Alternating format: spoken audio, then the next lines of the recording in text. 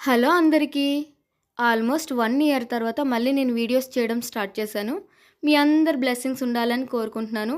My morning routine వచ్చి early morning టీతో start చేస్తున్నాను. Early morning tea not healthy, but అలవాటు. ఏం చేయలేం కదా! తనకి మా హస్బెండ్‌కి టీ తాగడం అలవాటు ఎర్లీ మార్నింగ్. తన కోసమని చెప్పి టీ పెట్టాను. అండ్ నాకు కూడా ఏంటంటే పెట్టిన ప్రతిసారి కొంచెం అన్నా అంటే ఒక 2, 3 డ్రాప్స్ అంటారు కదా! అలా తాగడం అలవాటయిపోయింది. అది నేను తప్పించుకోవాలి.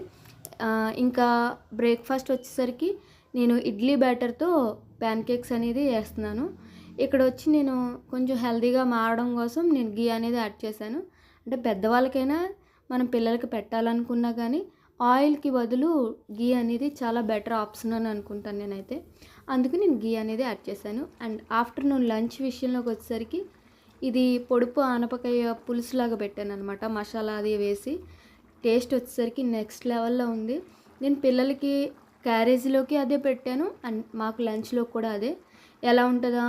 వాళ్ళకి నచ్చుద్దా లేదా అని చెప్పి డౌట్ పడ్డా. వచ్చిన తర్వాత అడిగితే టేస్ట్ మాత్రం చాలా సూపర్ ఉందని చెప్పేసి అన్నారు. వాళ్ళు తినడమే కదా కావాలి.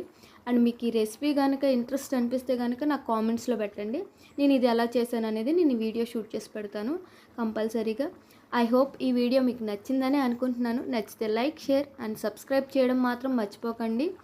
అండ్ బెల్ ఐకాన్ ముఖ్యంగా క్లిక్ చేయండి. ఎందుకంటే నోటిఫికేషన్స్ రావడం కోసం. Bye friends. మళ్ళీ నెక్స్ట్ వీడియోలో కలుద్దాం.